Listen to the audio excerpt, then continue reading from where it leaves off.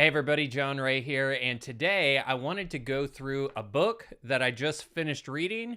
I've got people live on the Twitter feed and in the YouTube feed. Welcome. We're going to be talking about creating money, attracting abundance. It's a book that was channeled by a couple of metaphysical channels, Sanaya Roman and Duane Packer. I don't think I'm saying Sanaya's name right, and so I apologize for that, but they were a part of my early metaphysical discovery and explorations, and one of the first books that I ever read when I was first getting into metaphysical stuff, after I kind of left the church and started to explore all of the tentacles of spirituality. This was a book that my mom gave me when I moved away to college in Austin, and this book lit me on fire because I intuitively, as a good Christian boy growing up, I believed in sandwich magic. I believed that we could do all of the miracles that Christ had exampled for us. And I didn't really have the language or the context at that time to talk about it other than what I had learned in Bible study. And so this book really set me on a path to explore the nature of reality and our ability to have a tangible impact on reality, and the way that our thoughts and emotions allow us to have this really unique relationship with reality, that things aren't random, but that there is a cause and effect through something called the law of attraction, which we'll talk about in this presentation. But this book has so many different exercises and ways that you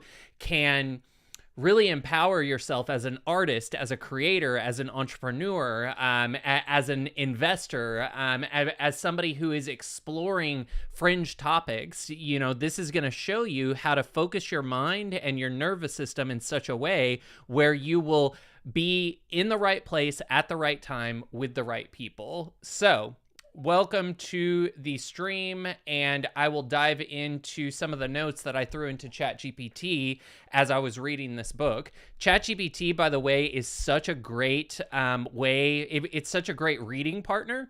ChatGPT has a new advanced mode where you can basically set it to listen to you, kind of similar to how you might do Alexa or Siri.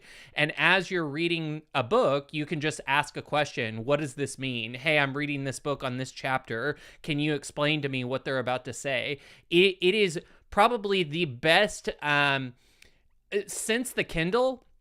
ChatGPT is the best thing that's happened to my reading life because it basically allows you to have an infinite number of footnotes. Anytime you want to ask a question about something, you just say it out loud, and ChatGPT voice gives you a response back. And of course, it knows a lot about it. So I've compiled some of my notes into ChatGPT and had it outline here, and we'll go through that.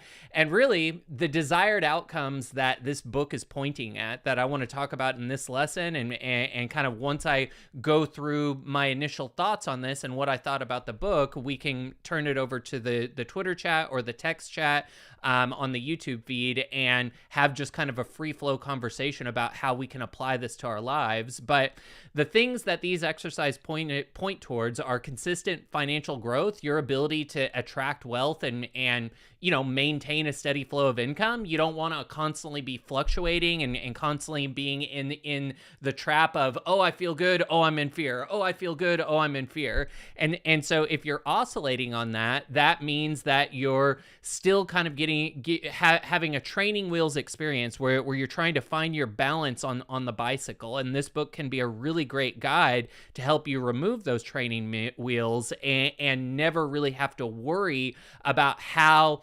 security and abundance and finances are going to come to you.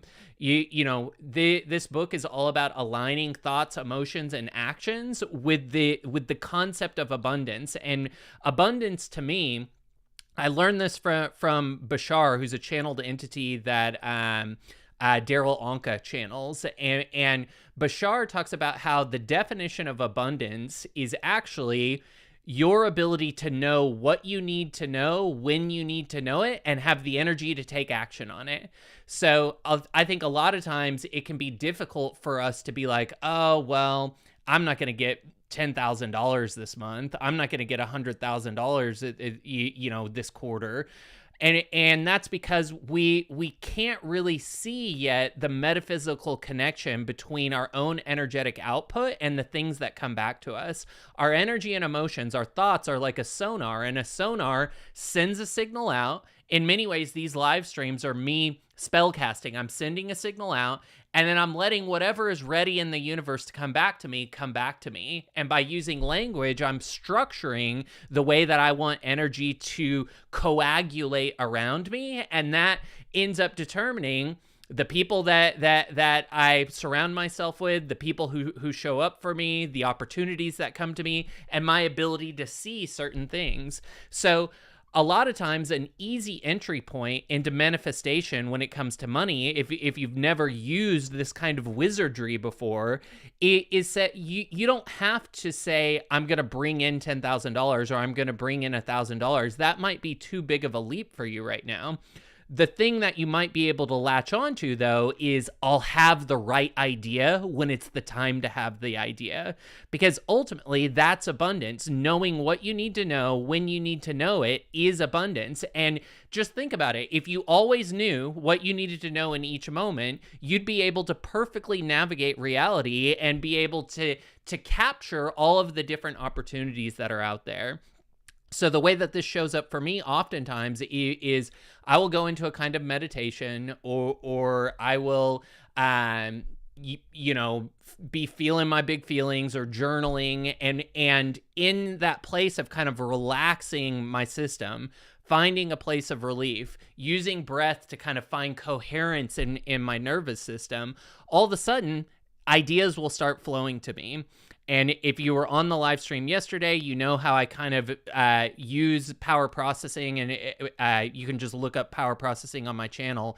It's a process that I use to get rid of the bad ideas that aren't aligned with the outcome that I want and get into the ideas that are a heck yes for me, that allow me to be in the right place at the right time. So let me just name right. And so I apologize. Okay, I wanted to just make sure that my audio was good to go. All right, some of the other outcomes that this book points to and gives really clear guidance on how we can create them are successful business adventures. You know, I'm a serial entrepreneur. I have a SEO agency where I'm helping people grow their business and capture massive traffic from Google. I'm running a crypto merchandising empire with a group of enthusiastic crypto degens and creators called NF Treasure. We're providing NFC connected garments. I'm wearing one right now. You can see I'm an NFT, y'all. Shout out NF Treasure. You can go and get the shirt. I guess this episode is sponsored by the I'm an NFT shirt, but I have my hands in a bunch of different opportunities, and then I do a ton of consulting. And part of my consulting is just being somebody who's good at finding answers, who's good at being in alignment. You know, you've probably heard before that it's easier to help somebody else than it is to help yourself, because when you're trying to help yourself, you're too close to your own problems. And so we always want to use meditation or silence or going for a run or going for a long drive. These are all ways to kind of get us out of our head and give a little bit of distance to our nervous system so that we can call in the answers that are available to us. Because really, what Sanaya Roman and Duane Packer are talking about when they talk about attracting abundance is, yes, all the material stuff can flow in, but the first step in all of that is knowing what's meant for you and knowing how to tap in to the cosmic ether and get the solutions that are available to you in each moment. This is going to give you enhanced investment success because what it does is it gives you a very key component to abundance, which is discernment. When you are able to discern what's meant for you and what's not meant for you, and that is an emotional experience. Discernment is an emotional experience. You've likely had the experience where you walk into a room and you meet somebody and you just get a vibe. You're like, this is my guy right here. I got the vibe. We're going to be friends. We're going to do something. There's something in our future together. You end up going out with a group of people and you're just like, it feels like we've been friends forever. It feels like we grew up together, even though we're just meeting. That's a discernment, and you can become sensitive enough in your nervous system where you have that type of feeling about literally everything, what you're going to eat, what restaurant to go to. I see Simone and Merv on the call. We were just in person, and we were talking about how good they are at kind of intuiting restaurants and finding places that are going to match the vibe and the experience that they're looking for. I called it the cosmic Google. You know, this is way better than reading an Amazon review, although those can certainly be inputs that help you find that feeling. You want to tap into the actual energy of things, because once you can read things at that level, you have way more insight, and this gives you an edge over other market players and participants. And ultimately, whether we're playing poker, whether we're running a business, whether we're trading crypto, everything is about finding your edge, finding your vibe tribe, and finding the win-win-win opportunities that exist. And of course, all of this ultimately points to a type of emotional and financial freedom. So usually when we say, oh, I want financial freedom, oh, I want, $30,000 a month or $10,000 a month or whatever our number is, that number is usually what we've placed on our own sanity. Okay, if I had this much money, I could hire people to do all the things that I don't want to do. I could be totally in my zone all the time. And so actually what we're seeking out when we're seeking financial freedom is relief. We're looking for time and location freedom, really. And then, of course, we want the finances to be able to do whatever we want to do. But the time and location freedom can come so much faster sometimes than the financial freedom. We can have time and location freedom, this instant sometimes if we really feel into it. And so having that emotional freedom where the entire world feels like your home, the entire, it's so funny. Like I will meet people sometimes and I can tell that like they're homebodies. They've carved out this very particular space in the world, and that's their space. And as long as they're in that space, they have this deep sense of peace and relief. But the second that they go out into the world, they have deep fear because they haven't fully processed all of the telepathic projections that are coming at them and that they're sending out. So they don't really have emotional freedom. What they built for themselves was a safe space. What we want is the entire planet to be our safe space, where we feel fully confident, whether we're in our own home or a dark alley. I'll share in another podcast an experience I had in Mexico where I just felt so aligned, and there were military vehicles and people with M15s walking around. And yet in that moment, I felt so at peace because I just knew that I was vibing with the world around me and that I was assessing all threats properly and that my discernment was 100% on point. And this allowed me to have an incredible experience on that trip in Mexico and really wherever I go. And that's the type of thing that we want to be doing as we're thinking about creating money. Creating money is about being in the right place at the right time, having the right preparation, and being open to possibility. If you have a small mind, I think one of the biggest reasons that I'm an advocate for all of these different spiritual practices is because, if nothing else, it is a mechanism for breaking open your willingness to accept that things are possible for you. And you cannot execute on something if you don't believe that it's possible.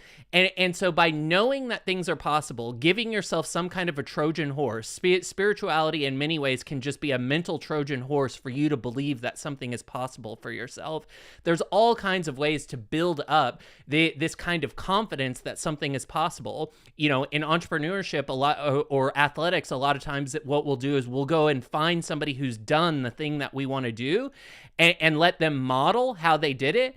And then that gives us a pathway where we can align with ourselves. Okay, well, I could do what he did. Oh, if he did it, I could do it.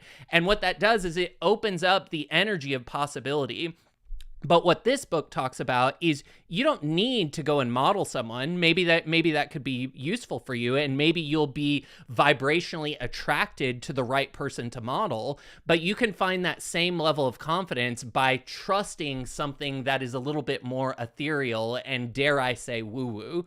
So we're going to be getting into some of the key concepts that were taught in this book, and some of the things that I learned, the notes that I threw into ChatGPT that it organized better than I put in my journal. And I think the starting place and the thing, maybe the criticism that I would give to this book is that almost always these law of attraction books, The Secret, Creating Money, Ask and It Is Given, all of the Abraham Hicks work, this is all incredible work, and I've gone deep on all of these, thousands of hours of research into many of these teachers, Ramtha, Bashar, Cryon. I'm a junkie for spiritually channeled text because I find that if I can cull and mine those for nuggets of information, it gives me an edge in the marketplace where everybody else is dialed in on hustle harder culture. I can use those same things plus a spiritual edge, which is really just an intuitive edge, to be able to get ahead and to draw in the people, the vibe tribe, and the opportunities that are meant for me. But the thing that a lot of these metaphysical books miss is how important finding emotional balance is first. So I went ahead and added into my outline that the thing that you have to learn before you can put these techniques into some kind of gangbuster practice where you're just calling in opportunity after opportunity after opportunity is you have to learn how to sit with yourself and process your big feelings. This is not difficult work. Our body does it naturally, but almost always we're overclocked in stress, over-caffeinated. We are eating too much junk food or sugar. We're not exercising enough, and so our body isn't finding proper equilibrium. If we can just sit still for 15 to 30 minutes every single day and just have a curiosity for what's happening in our body. Ooh, I feel a little bit of discomfort here in my stomach. It's like jetting up to my heart now. Like every single morning, this is what I try to do. I just try to give myself the space for that emotional energy to play itself out. And your body will naturally rebalance itself. And what it's doing is it's becoming in a more effective circuit of energy. Your nervous system, let me just pull it up on the feed for YouTube. Let's see. It is nervous system without body. So if you pull up an image of your nervous system and what your nervous system looks like when there's no flesh, please tell me if you're an 80s kid. I see a couple on this call. If you're an 80s kid, you know that this is how you got cable TV in the 80s. This is the satellite dish that was on top of every house in the 80s that allowed you to get the extra channels. Your nervous system is a satellite dish. It is calling in energy. It is organizing energy. And if you do not tend to it and allow that energy to balance itself and find coherence, your brain, which is a satellite dish that connects you into your spirit body and to realms beyond, is not going to be able to fire as well as it otherwise could. So if you take nothing else away from this call, it's that your body and your brain, your nervous system and your brain is a satellite dish, and that satellite dish needs to have daily maintenance, and that daily maintenance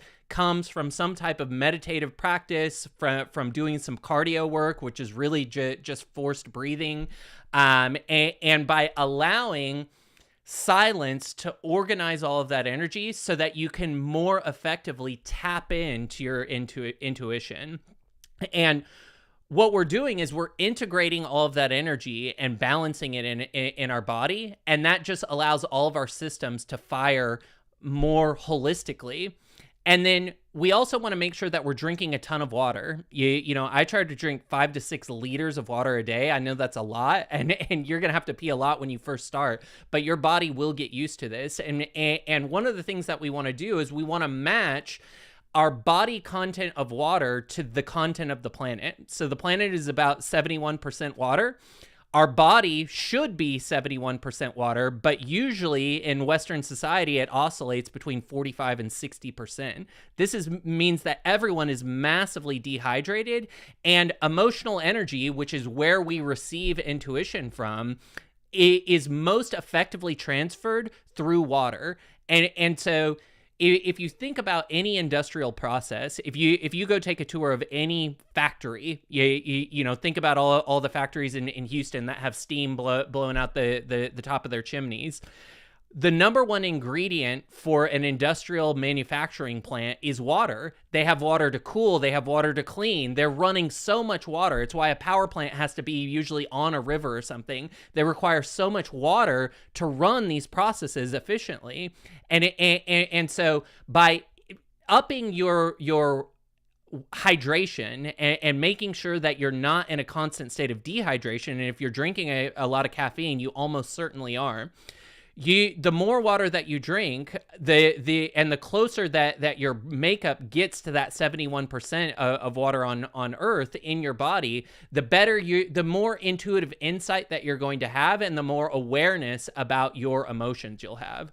So now that I've gotten that caveat out of the way, that was kind of my addition to this book. They don't really talk a lot about emotional processing in this book. It's more about mentally aligning yourself with these ideas.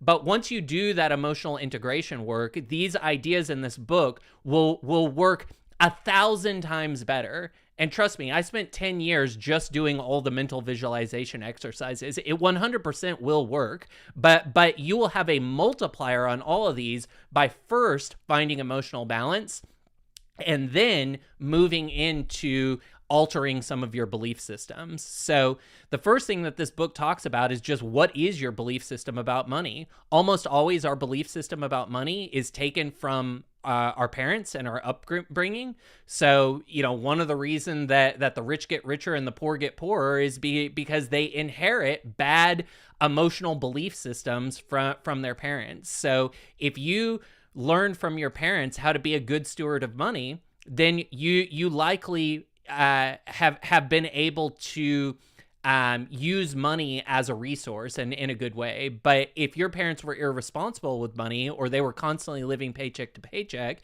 and all that emotional trauma got soaked up into the sponge of your nervous system, then you probably have some belief systems that need to get cleaned up. And so, you know, you want to identify what your current present moment belief systems are. So if you've ever heard yourself say money is hard to come by, or I don't deserve to be wealthy, or if you're a spiritual person, having money isn't spiritual, whatever your limited belief is, you have to work really hard and you don't have any freedom if you go for money. I prefer life balance over money. These are all negative, or not negative, these are all limited belief systems that prevent us from having access to money coming easily to us. And so what we want to do is first identify our limiting beliefs, and then we want to unlock positive belief systems. So one good thing about our limiting beliefs is that once we have awareness of them, okay, well, now we know what we don't want. What's the positive opposite that we do want? So if the limiting belief is I don't deserve to be wealthy, the positive affirmation should be I deserve to be wealthy. And we want to cultivate beliefs that support that type of abundance. And remember, abundance is just knowing what you need to know when you need to know it. You don't have to believe that you're going to have $1 million by the end of the week. All you need to believe is that you're going to see the right thing on Twitter that points you in the right direction. All you need to believe is that you're going to have enough discernment to watch the video that you need to watch, and that video is going to get you amped up to take actions that are going to move you in the right direction.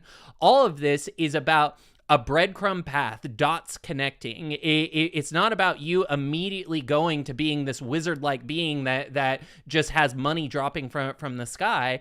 It's about you being able to have 100,000-foot view where you can see the thousands of different data points and dots that are around you, and then having the intuition to properly connect those dots in the right order, see a sliver of evidence that allows you to believe that the process is moving in the right direction. And the more evidence you see, the more that you can anchor in what we call faith, which is when you not just intellectually believe something, but start to integrate it at an emotional level. Sometimes we call that muscle memory. The things that we want as our muscle memory are things like, I'm worthy of financial success. Money flows to me easily and effortlessly. I'm an amazing entrepreneur. People like me. I'm the type of person who wins lotteries and wins grants, and amazing opportunities come to me. I'm the type of person that can easily amplify my income. I can, every dollar that I spend, $10 comes back to me. These are the type of things that in my 20s, I used to, for 30 minutes every single day, I would just write out positive affirmations about my ability to manifest things. And I essentially brainwashed myself into believing that I was an excellent manifester, that I was so powerful at using these tools. And what ended up happening is I started to attract, slowly but then all at once, evidence that proved that those things were accurate about myself. And so then they moved from belief systems to muscle memory that I could then activate in the real world. So once we've dialed in all of our different belief systems, and sometimes this can take some time, like there's some repetition to it. You know, changing the grooving in your brain is just like going to the gym. You can't, you know, be eating sleeves of Oreos every single night, and then all of a sudden you go to the gym for one day and you're like, why didn't I lose all the weight, and why don't I look like an Instagram model? It takes a little bit of time, but it is one of those things where you will start to build momentum. The patterning of this will become easier and easier, and then it just becomes a natural habit, so something that you actually want to do. You know, the interesting thing about eating healthy is that if you've been only eating carbs and sugar and you start to eat healthy, you're going to hate eating healthy, because your body is still craving the dopamine hit, the temporary dopamine hit of sugar. And so in many ways, our belief systems are these drama circles that have dopamine attached to them. And so the reason that we tap into limited belief systems is because maybe that allows us to connect with people around us. Maybe we're in a low vibe community, and that community is constantly using gossip and talking trash about each other, and talking bad about the rich and the wealthy, and just sharing how unlucky they are. And there's a kind of commiseration around that. And so you have to identify, are you associating with limited belief systems so that you can have access to friends? And this is a huge thing that you're going to have to address when you get rid of any type of addiction. And oftentimes we have an emotional addiction to limited belief systems. So whether you're getting off of alcohol, drugs, caffeine, limited beliefs, etc., there's going to have to be some separation temporarily between some of the people in your life, and the people that are ready to move up in frequency with you are going to become your vibe tribe, and everybody else is going to fall away. But it will be a temporary thing, because you will become so bright in your life that they're going to get curious. They're going to want what you have, and at some point you'll have a satisfying experience where they will come back to you and ask, how did you do it? How can I get there? Can I get a hand up? And it's so much more satisfying to have one of those people come and ask you about it than it is for you to try to beat them over the head with something new that you're learning. Now, to some extent, I'm doing that right now. I'm just kind of broadcasting out everything that works for me. But that's what our personal channels are for. And in many ways, I'm drawing a vibrational line in the sand right now by overclocking into what I actually believe about reality, so that the people that hang out with me and that want to create with me are all a part of that same vibration, because I'm ready to elevate to the next octave, and the people that are going to come with me are going to be the people that are ready to take that next octave as well. And once you've got your vibe tribe, once you're vibing with reality, once you have that experience where you know abundance as information downloading into your mind, that's where things like creative visualization can become incredibly powerful, because now we're emotionally balanced, we've got coherence in our body, and now we can start to build out a holographic image of the things that we want. And so a holographic image isn't just seeing yourself with money. It's literally walking around in the life. You're spinning up a consciousness simulation of you becoming the person that has that money, that has those opportunities, that has that love life. And so oftentimes what I will do is I will spin up a simulation, which is me just imagining a full world that I can walk around in.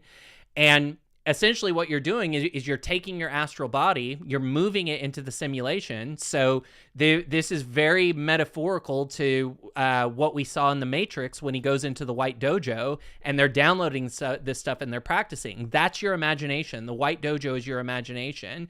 And all athletes recognize how powerful visualization is. You can ask any Olympic athlete, visualization of them having a perfect routine, a perfect route, hitting that world record time. This is something that every single athlete does, because when it comes down to nanoseconds between gold and silver, any edge is something that an athlete is going to embrace. And there's a ton of good data showcasing that athletes who visualize this have their muscles firing in the same way as if they were actually running the race.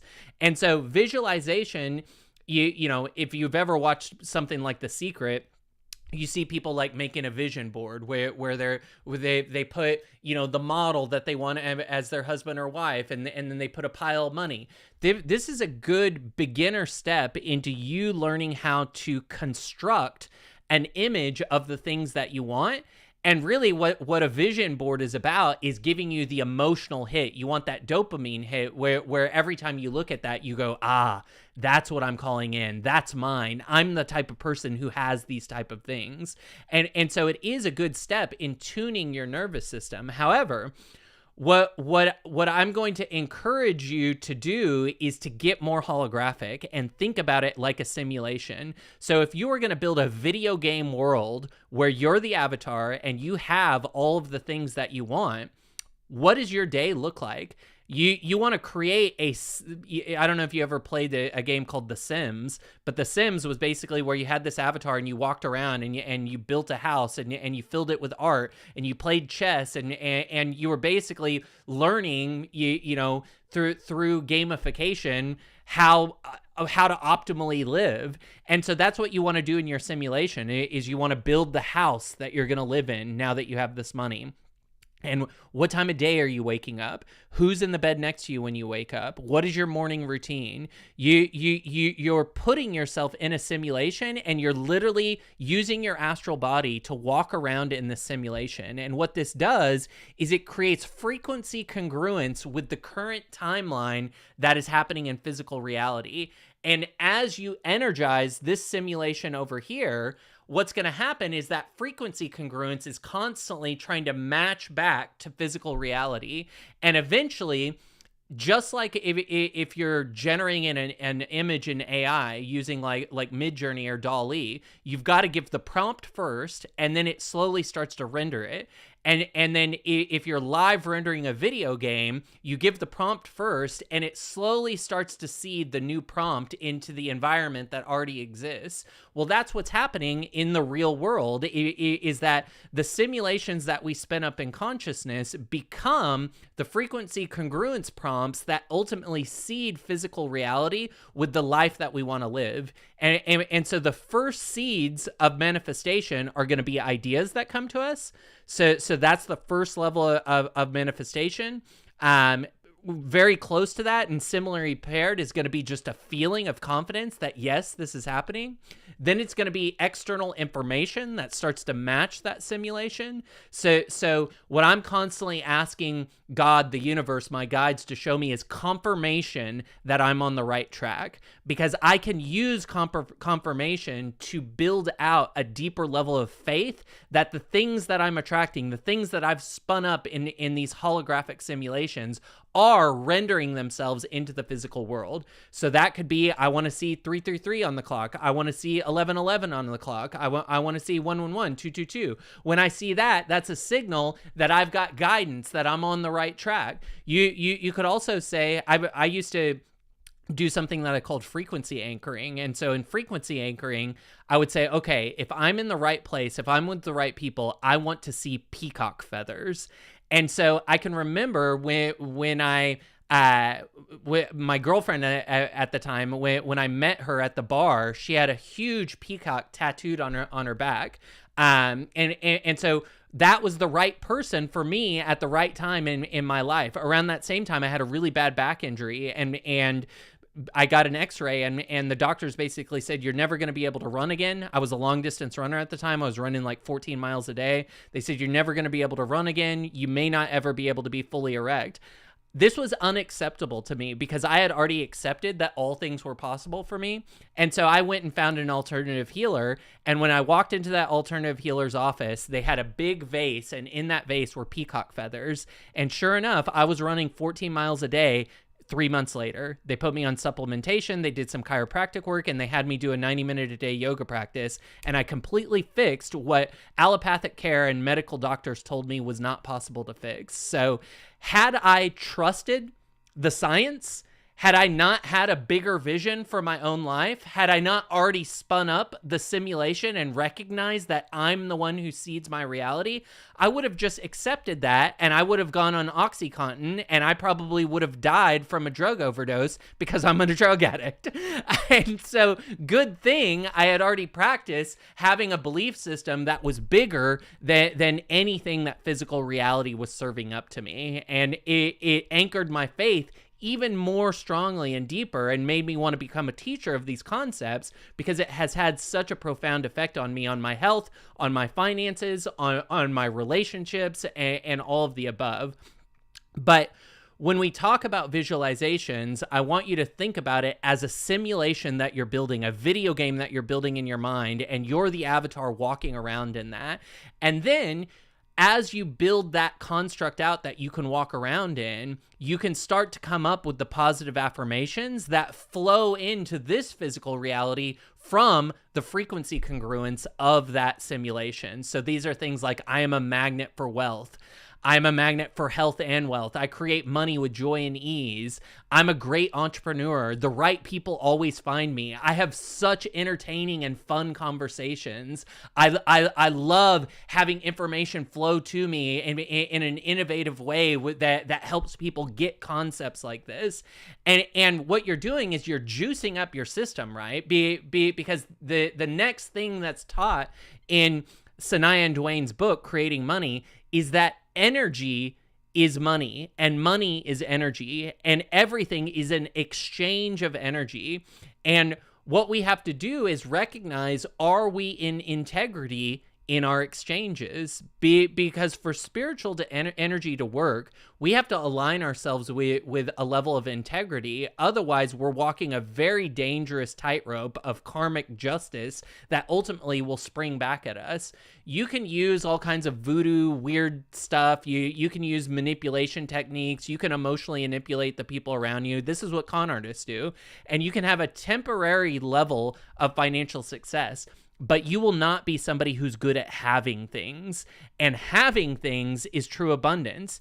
I used to be the type of person who could easily go and manifest $5,000 when I needed it, but I could never keep it in my bank account. I could never, for some reason, I would always end up in debt. And what I realized is it was because I was out of integrity in some of my exchanges. And so when I explored some of my exchanges, I recognized that if I cleaned up some of those exchanges, I'll talk about what an exchange is in a second, then it would allow me to more effectively use spiritual energy. So an exchange is the trade-off that I'm having with people. So it could be doing work, trading time for money. It could be trading resources for money. It could be a codependent relationship where I'm in, where I'm like, I won't tell anybody about your bad behavior if you don't tell anybody about mine. This is a codependence that we have with a lot of our friends and partners. And so that's an exchange that's out of an integrity. And what it does is it atrophies our ability to run spiritual energy through our system. So we have to get very tight in our exchanges and recognize, where are we in codependency? Where are we, where are we, what's the word that I'm looking for? Enabling other people? Where are we in people please mode, where we're unwilling to stand up for what we actually believe in because we're afraid of how somebody might respond? All of these things are signals of us being weak in our integrity with exchange, and that means that the energy of money cannot flow as well as it otherwise would. And so when we recognize that money is energy, we recognize that money can come to us as ideas, money can come to us as barter. Money doesn't have to always be money. I mean, those of us who are in crypto understand that what money is. Money is an illusion. And once you actually go down the rabbit hole, maybe the best philosophical question is, what is money? If you deeply explore that question, you ultimately end up at money is a representation of energy. And so when we tap into that knowing, it becomes so much easier for us to attract abundance, because now we don't have to think about how physical resources are going to come to us. All we have to think about is, how is the idea going to get to us? Because the idea causes the impulse, which allows us to take action. And if we're taking right actions, we will always have abundant flow in our lives. All right. So that's kind of the intuition and inner guidance that we've got here. A big thing that happens as you read through this book and work through the exercises is that you're going to learn to trust your intuition more. You're going to learn that you have inner guidance available to you. You're going to recognize that when you're in emotional balance, you have a better idea of what you should do in each moment. You're going to recognize that boredom is actually a masking emotion that is covering up some deeper grief that you need to feel through, at which point you will tap into that, you will convert that grief back into creative potential, and you will be able to rocket ship light years ahead, because you'll have that edge of being in emotional balance. And then as you start to do this work, you're going to see synchronicity everywhere. So you're going to see things that remind you of things. You're going to have your head tilted towards the timeline at the exact moment that you needed to see something. You're going to meet friends that literally mirror back to you the things that you're practicing in your journals. You're going to all of a sudden have people talking about things in a way that makes it feel more appropriate for you to talk about things. Like one of the incredible synchronicities that happened for me was, I know that I'm somebody who, when I start to say things out loud, I just restructure reality in such a way where I will start to get back the energy that I'm putting out. But when early on, when I was in crypto, when I was still kind of cleaning up some of the crypto mess that I had been hired to clean up, if you've been in my community, you know what I'm talking about. I didn't feel like it was appropriate for me to be like, you create your own reality, because I had a bunch of people in that community that were still upset about how that project had played out. But I knew in my heart that I needed to have expression of energy around these type of concepts so that I could attract my vibe tribe. And so I started a separate channel called Musing Wizard.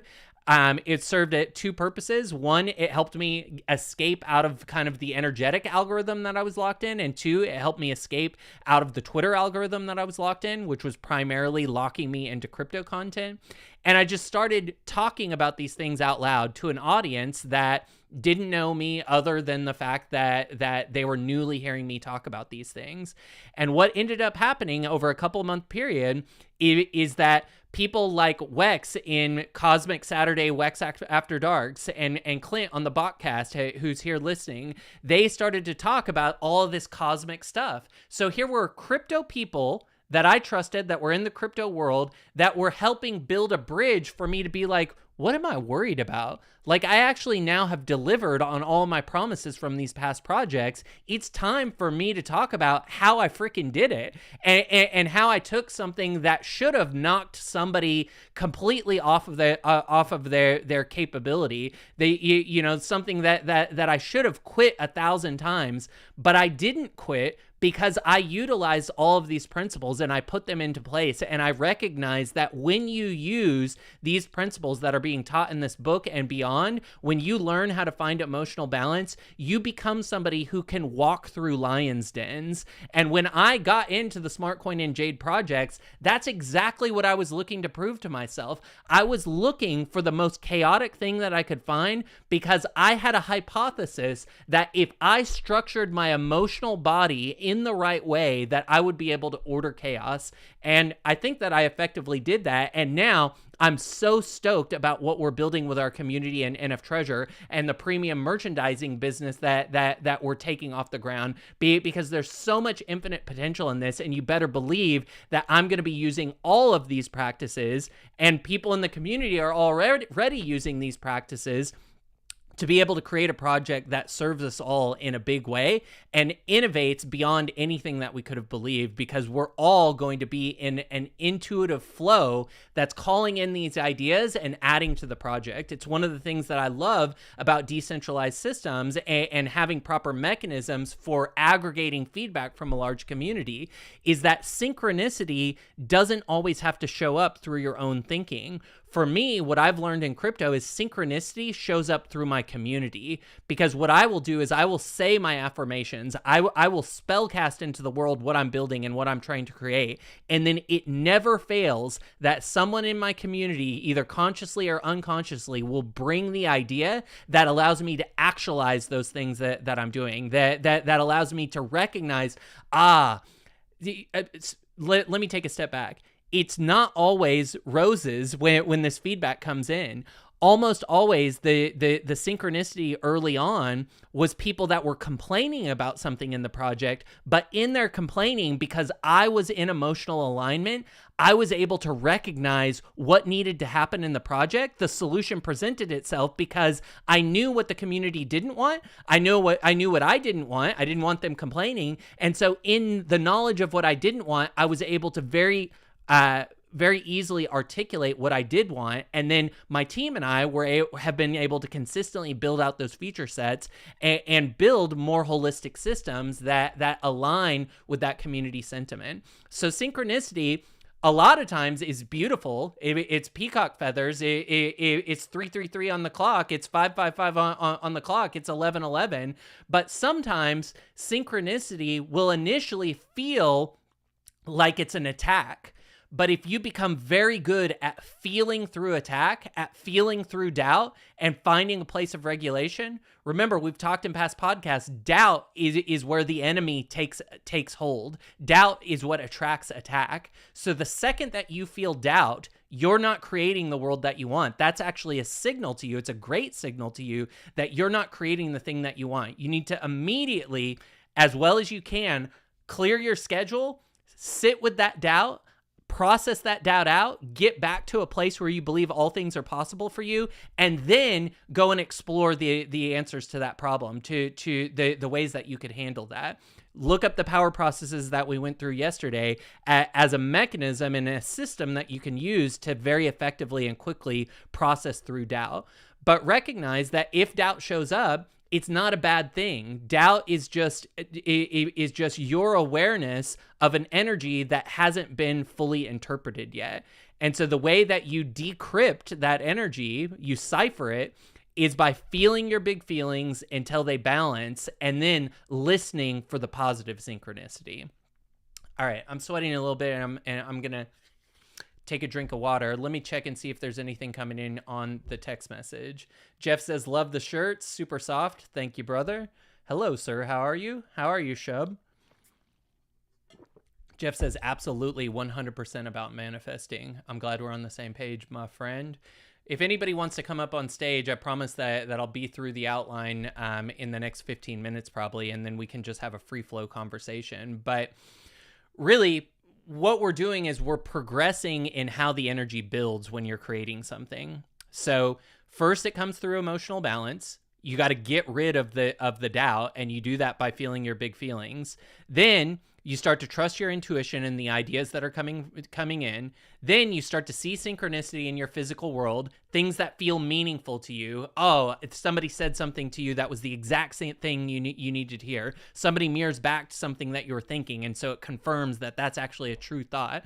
You see the right YouTube video. You see the right Twitter thing. I mean, as much as doom scrolling gets a bad rap, almost always when I'm seeking out answers to things, what I do is I sit with myself, I feel through the doubt, I get to a place where all things are possible to me, I get to a place where, I am the type of person that solutions come to easily. When I can clearly believe that, I go doom scrolling, but it's not doom scrolling anymore. We need a new name for it because it's idea scrolling. And what I'm looking for is I'm looking for the thing that is going to be shown to me that is the answer to what I'm looking for. So a lot of times I'll go into Instagram and I'll type in the problem that I'm having or the business that I'm in or the solution that I'm looking for, and I'll just type in a bunch of keywords into the search, and then I'll close out Instagram and reboot it. And what I'm doing is I'm training the algorithm to start giving me ads that could potentially solve some of those problems. And then I will scroll Instagram and not pay any attention to the organic posts and just be looking for the ads. And very often an ad will pop up that is the exact consultant, the exact coach, the exact product or service, the exact template that I needed to solve something that I'm doing. Now you can do that with ChatGPT on gangbusters and just have a conversation with ChatGPT, and you can very quickly find solutions. I do the same thing with AI tools like Perplexity. Perplexity has real-time data to the internet. It's a great way to be able to find content and solutions. I do this with a tool called gummysearch.com that basically is an AI that allows you to do a bunch of interesting things with all the information on Reddit. So we can augment and amplify our synchronicity by using the physical tools that are available to us. So, you know, if you're just sitting in a room navel gazing and you're in meditation, you're just staring at your belly button, eventually you'll probably have an idea that resonates with you, or you'll at least find the vibe that you're looking for. But for me, the second that I find the vibe that I'm looking for, I spring into action. I'm reading a book. I'm going in and looking through all my past journals. I'm interfacing with ChatGPT because I know that once I'm in the right vibe, reality's ready to mirror the solution to me. And so I go out and seek it, and I go out and seek the solution knowing it will come back to me the same way that I seek a solution in these AI tools. AI essentially teaches us how to effectively pray through prompting. The way that we prompt the universe is we send out a signal. These are the things that I want. This is how I want it. This is what I want it to look. That's the simulation that you're building, right? And then you basically say, okay, you show me what I need to know. And it's going to take you on a breadcrumb path that will show you dot by dot how everything connects into that thing that you want. But the number one thing that's going to prevent you from bringing that manifestation in quickly is doubt. Because if it doesn't happen in the next 10 minutes, then you're going to have doubt. If it doesn't happen in the next day, then you're going to have doubt. If it doesn't happen in the next week, then you're going to have doubt. If you're like me, you're going on 3 years of building something, like that's a lot of doubt that you have to process through. But ultimately, if you learn how to process through that doubt, every single time you do that, you'll get further confirmation that you're on the right track, and it will allow you to believe that the breadcrumbs and dots are connecting in your life, and all you have to do is go on the ride of it. Jesus, take the wheel. I mean, that's basically what we're talking about here, is you get in alignment, and then life backs you up. So then, if we're talking about physical money, how does physical money flow to us? So a lot of times, if somebody doesn't have a really keen idea of how money can be possible for them, they just think, oh, I'm going to go buy a lotto ticket, or oh, I'm going to go play blackjack. I've won a lot of blackjack. I've won a lot of poker tournaments. So that can be an effective way to do it once you're in alignment. But it's actually much easier to learn how you can create money by creating value. And so I used to have this worksheet that I would bring up with coaching clients. And it was basically, who do you know? What is it that they want? How could you help them get it? That is the formula for prosperity. If you can find out something that somebody wants and help them get it, then you're going to be on your way to having an infinite supply of money. And so what you want to do before somebody is even willing to pay you is you just want to start providing value. So one of the things that I used to do when I felt stuck, when I didn't know where income was going to come from, is I would go and mow my lawn, or I would mow my neighbor's lawn, or I would sweep the floor, or I would clean up my room. Because what am I doing?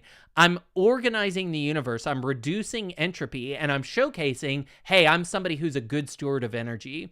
And when you showcase that you're a good steward of energy, then the cosmos says, give them the big idea, give them the download. This is somebody who will execute on it. And so the more that you're a doer, the more that you do the things that you say you're going to do, the more that the universe universe will give you bigger and bigger energy packets of downloads for you to then execute, because it can trust you because you've proven that you're somebody who is a good steward of the energy that you're given.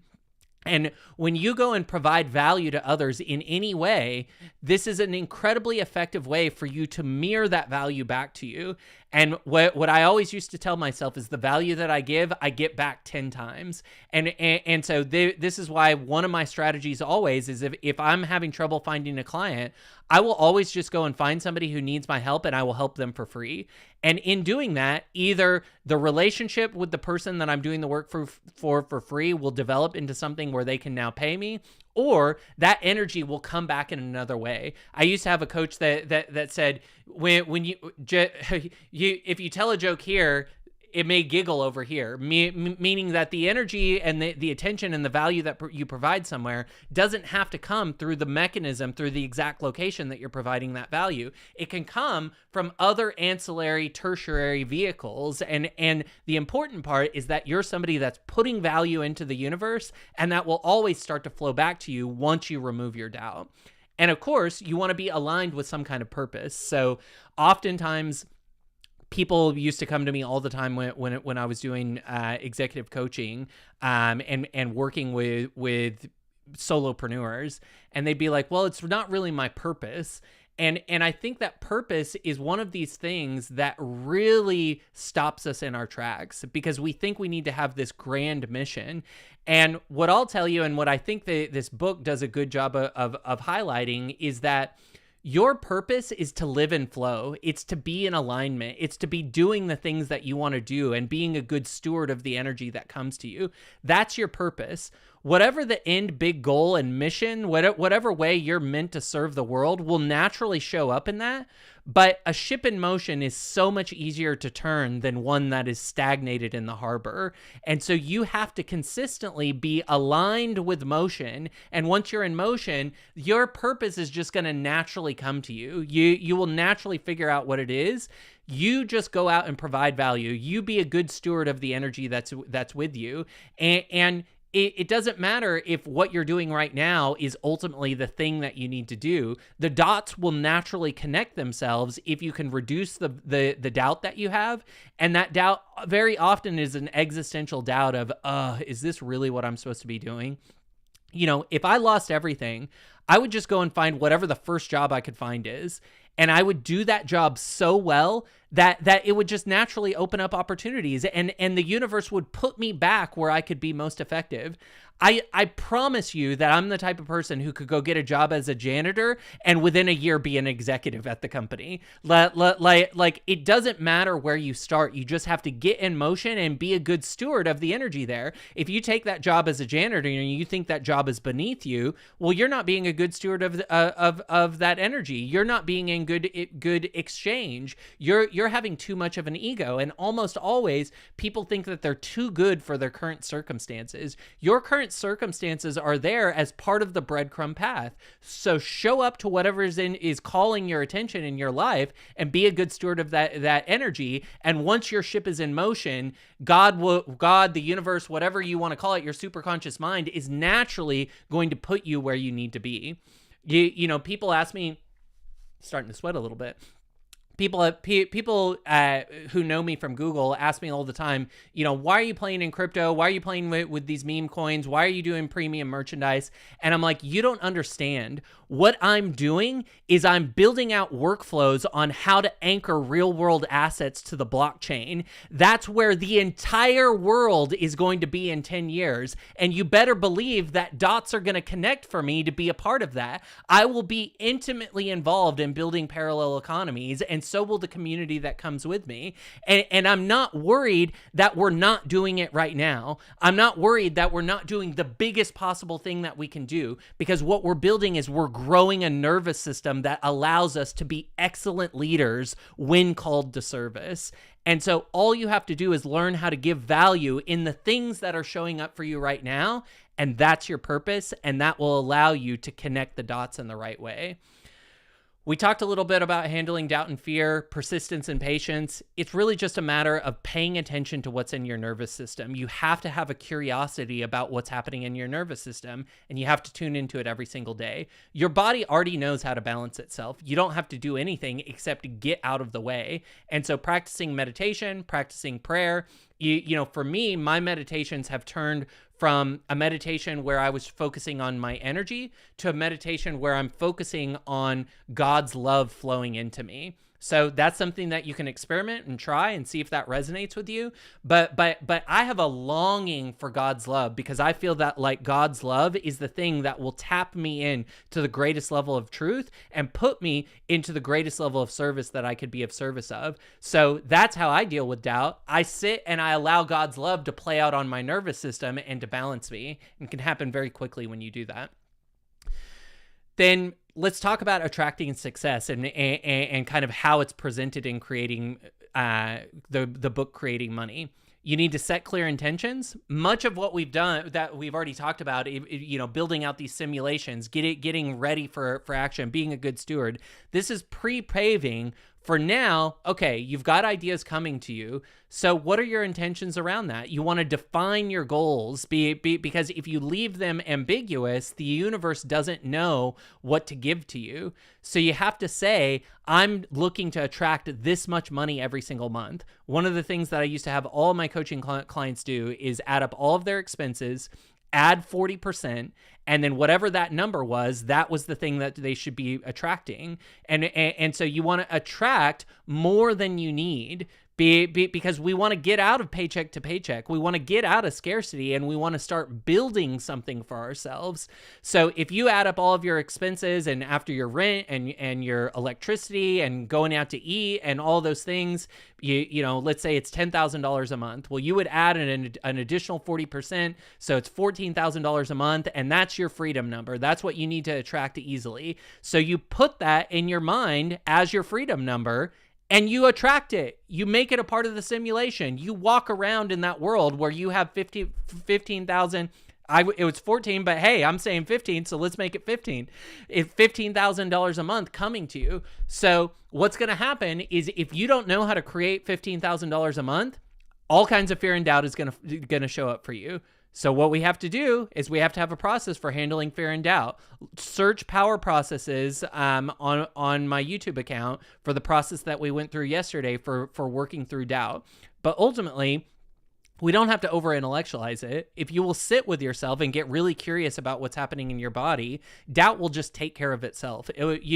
You want to watch as that doubt moves through your body. It's going to like jet little lightning bolts up to your head, and then it's going to jet them down your arm, and then it's going to go down your leg. And if you just get really curious, you're not judging that doubt. That doubt is just energy that's ready to transmute. That doubt is actually the solution. You just have to de-encrypt it. And so you do that by paying attention to it, by noticing it, by seeing how it wants to move, by maybe moving and dancing with it, maybe breathing with it. And eventually that doubt is going to disappear.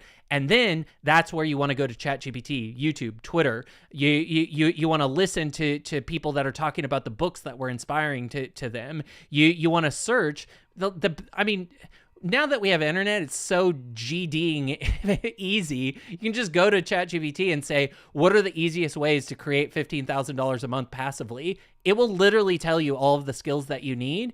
And then you use your spiritual discernment to decide who's talking about those things. So let's just do it right now. So if you're on the YouTube stream, you can see me in ChatGPT. So we say, what are the top ways that someone with very little skill set could earn $15,000 a month in recurring passive income? And then let's just see what it says. So ChatGPT says earning $15,000 a month in recurring passive income with very little skill set is a challenging goal, but it can be achievable with the right strategies, persistence, and leveraging of existing platforms. So what you would do is you would look through these, and you would say, which one of these things resonates with me? So affiliate marketing, been there, done that. I don't want to do it right now, except if it's in NF Treasure.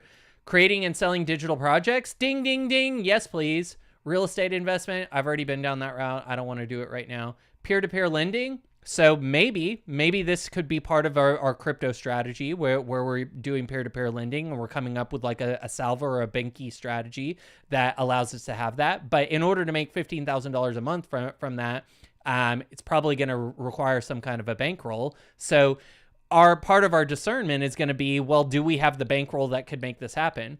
Drop shipping or print on demand. Ding, ding, ding, ding, ding. NF Treasure, anyone? shout out, I am an NFT. Shout out nftreasure.com. So ChatGPT is saying, okay, one of the ways that we could make $15,000 a month is doing some kind of drop shipping or print on demand. So maybe that resonates with us. Licensing content, doesn't really resonate with me right now. Dividend investing, no. Niche blogging and ad revenue, maybe. Automated e-commerce, ding, ding, ding, ding, ding. All the AI systems that we're building into NF Treasure. Building a subscription-based service. I've already built a SaaS. I don't want to do it right now. So now I have a few hits. And so what I'm going to do is be like, if I've never come across any of this before, I'm going to be like, what the heck is this? So I can either continue to search out ChatGPT. So, maybe for drop shipping print on demand, I copy this and I say, write me a daily practice and strategy that would allow me to make $15,000 a month doing this. And then you paste that in, and then ChatGPT is going to say whatever it says. Sometimes it has a good practice, sometimes it doesn't. But it's going to want you to do product research, content creation, store optimization, analytics review. So now you might be getting overwhelmed. There might be a feeling of doubt that's coming up in you and like, oh my God, this is going to be so much work. So as soon as that doubt comes up, you want to shut this down. That's not where the energy, where the energy is always going to feel lifting. So the second that doubt shows up, you need to be like, okay, I need to take a step back. All right, let me catch my breath. Okay, what do I want to do next? This doesn't feel right. Oh, I want to go to YouTube. So then you're going to go to YouTube and you're going to type in print on demand success story. So this is just the thing that came to me. And so then now here's a playlist of print on demand success stories from Printify. Here's a bunch of people talking about this guy's making $992 a day, $55 million in print on demand sales. So now you're going to use your spiritual discernment because you're in alignment. You process through that doubt. You're like, hey, I'm the type of person that this can happen to. I'm the type of person that has good spiritual discernment. So you just scroll through this until something jumps out at you. And then, and you're using your nervous system and discernment to figure out what's the video that's going to inspire you in the way that you need to be inspired. So I'm not going to do the rest now, but this is basically how all the algorithms work is they're trying to get you to capture your spiritual discernment. Ultimately, this is how you go down the rabbit hole for anything. So you're going to start watching all these print on demand things. You're going to hit the like and subscribe button on things. This is going to tune your homepage so that you start seeing videos that are appropriate for somebody who wants to be making $15,000 a month. And as you continue to watch and consume that content based on what your spiritual discernment is saying, processing out all that doubt, only going to the newsfeed in the algorithm when you're in a good high-flying place, you will become the type of person that makes $15,000 a month, no problem. I can tell you because I make more than that, and it's easy because I've been doing this for 20 years. And trust me, I was somebody who used to beg for money at the gas station when I was hitchhiking around the country. I did not give two Fs. I did whatever I wanted to do, but I didn't have any construct for how to provide value or make money. And so, yes, I got by. I could always beg for enough money to make it to the next city to be able to buy a 99-cent junior cheeseburger. But I wasn't abundant in any way other than I had infinite time and location freedom. So it took me a while to add on financial freedom to that. And what I realized was the thing that I wasn't getting was that you have to provide value into the world to get value back. All right, so we set our intentions for the $15,000 a month. Now we're taking inspired action. We're using our spiritual discernment. And whatever feels like the most interesting thing to you in the next moment, that's the thing that you need to do. it doesn't matter if it doesn't seem connected, because you go where the energy is, and it never fails that it's like, well, I don't know how this is connected to making $15,000 a month, but I want to go to Half Price Books right now. Or maybe it's not even that direct. I want to go to Soup Peddler right now, and I want to get a bowl of soup. Okay, so that's where the energy is. So you go towards the thing that feels most interesting, and then now I'm at Soup Peddler. I'm eating my soup. Half Price Books is right there. I'm like, you know what? Maybe I'll walk over to Half Price Books. I go into Half Price Books. I find a Dale Carnegie book. I find a print-on-demand book. I find a passive income book. It jumps off the shelf at me. If you've ever been in alignment in a library or a bookstore, you've had a book jump off the shelf. And if you haven't, I highly encourage that you find deep spiritual alignment. You reduce all of that doubt, and then go to a bookstore. And I promise you, spirits are going to be chunking books at you. And then you use your spiritual discernment. You read that book. Maybe you're having an intuition that you need to go and read this book. And so now you go and order that on Amazon, or you go to the bookstore, and you went to the bookstore because John Ray told you need to go buy Creating Money. And when you get to a bookstore, a different book flies off the shelf at you. This is how dots connect. This is how creating money works. This is how spiritual energy puts you in the right place. So for creator brands and entrepreneurs, it's an emotional check-in. You're going to do your daily money affirmations. I create products that bring value and wealth to myself and others. I'm a great entrepreneur. I'm somebody who provides so much value to the people around me. I'm a good steward of the energy. You want to become very well versed in these things. Then you're doing 5 to 10 minutes of your visualization exercise. So you've already processed through the emotions. You're building out that simulation. So you're literally putting yourself in a simulation where, okay, well, I've got the $100 million. I've got all the properties that I want. I've got the $93 million CL yacht that I'm hosting conferences on and having poker stars come so that I can invite all my favorite business entrepreneurs to come and play poker on my yacht. I'm running a successful business that's cash flowing that $93 million yacht while I have NF Treasure that's pulling in millions of dollars a year for the community. And my consulting and SEO businesses are just a cash cow doing millions of dollars a month. So okay, that I've got the visualization of that. So what does my day-to-day look like? Well, I have a team in place that allows me to wake up whenever I want and go to bed whenever I want, because I know that when I'm in my creative flow, it doesn't matter what time of day it is. I want to have the space to be in that creative flow. So the first 4 hours of my day, I don't turn my phone on. I'm in that flow state. Sometimes I feel like writing. Sometimes I feel like creating video content. Sometimes it's a 4-hour prayer where I'm just longing for God's love. But ultimately, I've designed a life where things work around me, systems back me up, and I have the money and the freedom and the time to be able to explore whatever is interesting to me, and that's what allows me to be an innovator and a visionary and to bring massive value to this world. Okay, I got the juices flowing a little bit right now. Do you see how this works? So now I can reiterate some of that in a journal. Sometimes you can't immediately go into the flow of it like I just did. I've been writing it in a journal for 20 years. I can easily get there. What I used to do for the 5 to 10 minutes is I would write out, what do I want my life to look like? Because sometimes writing can help you organize your thoughts better when you're not used to focusing your mind. So you can use a journal to focus your mind until you have the mental acuity to just build the entire world. And then you want to give value to whoever needs value in your life. So whatever happens in your life, like a dumb but effective example is I was at Target the other day with my girlfriend. We go into the store. We were getting a bigger item, so we needed a cart to carry it because it was a heavy item. But there were no carts there. And there was like 10 people standing around like, why aren't there any carts? Why aren't there any carts? Nobody was doing anything. Everybody was blaming the employees. So I went out to the parking lot. I put my $15 an hour hat on, and I got 10 carts from the parking lot, and I pushed them all in there. And when I showed up in the Target, I was a freaking hero because I brought all the carts in.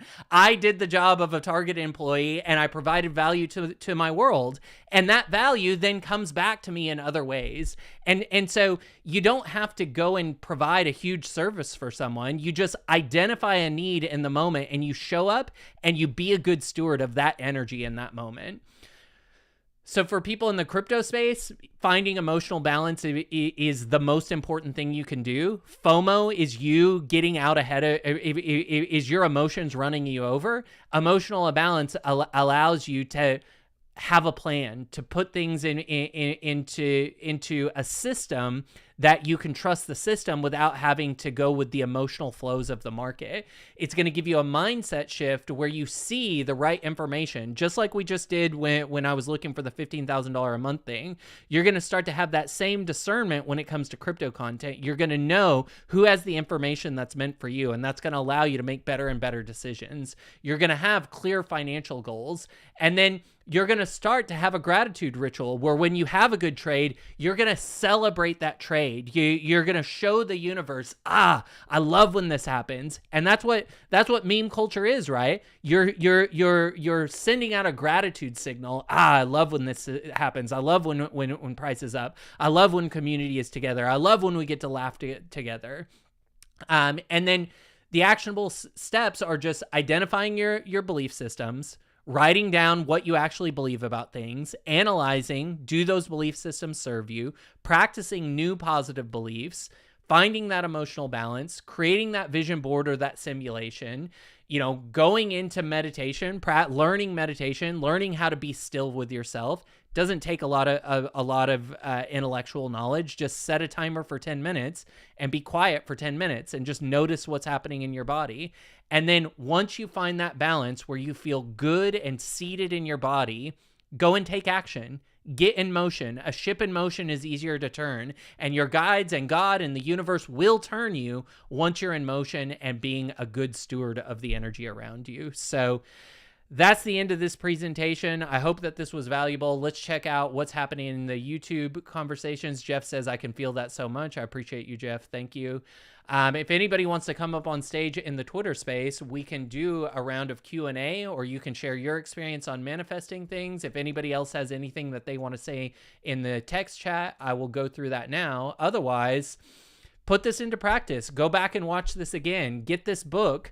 It's a great book. Creating Money, Attracting Abundance by Sanaya Roman and Duane Parker. They also have a ton of really excellent other books on connecting with your creative self, on becoming a clear channel. They have a lot of really good workshops on their website. I've gone through a lot of their content. I believe, unfortunately, they've passed now, but as we know, death is not the end. They're in the spirit world and they're ready to connect with you. So you could connect with them directly. You could put a prompt out that says, Sanaya, Duane, let's do this thing. Make me a good steward of your teachings. So however you want to work with this, I hope you found value. Please, one of the things that you can do to provide value to me is follow me on Twitter at John Ray, JONRAY. Like this video, subscribe to the channel, write a comment that's a descriptive comment of what you learned from this, because that will help tune the algorithm for other people to find. So if you found value in this video, I'd love for you to give a little value back. We'll be in good exchange with each other. And yeah, that's it for today. I appreciate everybody that tuned in, and we'll see you.